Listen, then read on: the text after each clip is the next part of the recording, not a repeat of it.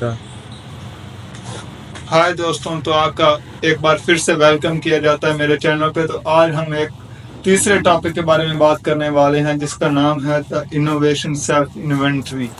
ये मतलब self inventory क्या है, इस मतलब को समझने के लिए मैं आपको ये बताना चाहता हूँ कि इस टॉपिक में हम पहले ये समझेंगे कि हम क्रिटिकली कहाँ पे स्टैंड कर रहे हैं।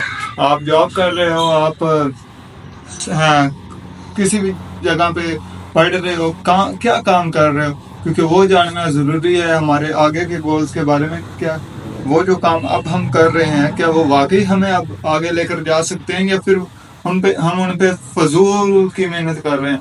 जैसे कि आप में से बहुत से लोग होंगे जो दोस्तों में खोए हुए होंगे, रिलेशनशिप्स में होंगे, और फेसबुक पे होंगे या फिर व्हाट्सएप पे। सारा कुछ सही है, लेकिन अगर देखा जाए तो यूजलेस है। अगर हम अपने गोल्स को लेकर आप सीरियस हैं तो आपको ये जानना बेहद ज़रूरी है कि हम इस वक्त कहाँ पे स्टैंड आउट करते हैं। तो अगर आप ये जान लें कि आप इस वक्त कहाँ पे खड़े हैं, आप as a student, as a job holder, या फिर एज अ जॉब सर्चर हैं, या फिर कुछ भी कर रहे हैं, तो वो आपको जानना ज़रूरी है। उसके बाद अगला पॉइंट्स आता है, ठीक है अब मुझे पता चल गया कि भाई मैं बेरोजगार हूँ मेरी तरह, और अब मुझे पता है कि मैंने अगले 5 साल का प्रोग्राम बनाना है, जिस तरह मैंने बनाया हुआ कि भाई यूट्यूब पे ही काम करना है। तो इसी तरह आपने भी अपना प्रोग्राम बनाना है 5 साल का।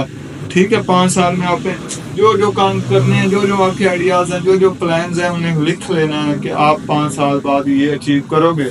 तो वो आपने लिख लेने हैं और उनके बारे में थोड़ा थोड़ा हर रोज काम करना है।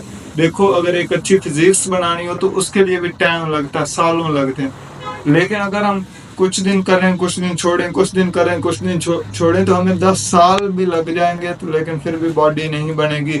इसी तरह अगर आपने परफेक्ट होना है तो हर रोज थोड़ा करके आपको वही काम करते रहना चाहिए।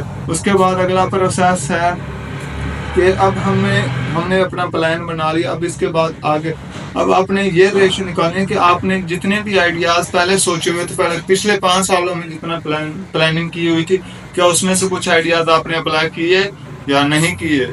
मतलब मिसाल के तौर पे आप एक अच्छी वीडियोस बनाना चाहते हैं, तो आपने उस वीडियोस को इम्प्लीमेंट किया नहीं किया है, तो यस आप लिख सकते हैं। इसी तरह आपने अपने पास्ट के इवेंट्स की भी रेशो निकालनी है कि भाई ये मेरे काम की थे और मैंने इनमें से इतने किए, इतने रह गए, या फिर सारे ही रह जाते हैं। हम जैसे लोगों के तो सारे ही रह जाते हैं, आपका पता नहीं। लेकिन इसके बाद हम अगले प्रोसेस पे चलते हैं।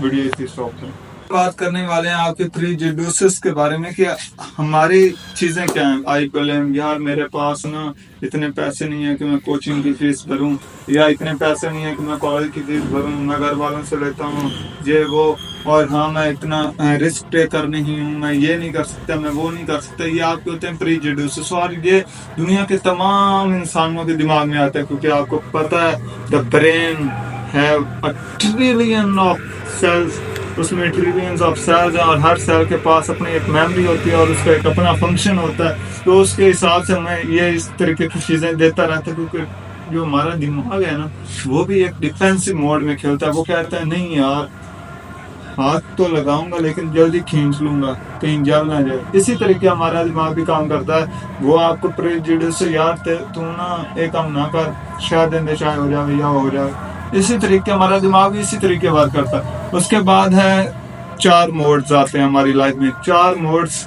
को आपको पता करना है कि आप इस वक्त कौन से मोड पे खड़े हो। पहला है विक्टिम मोड। विक्टिम मोड सबसे बुरा मोड है यार।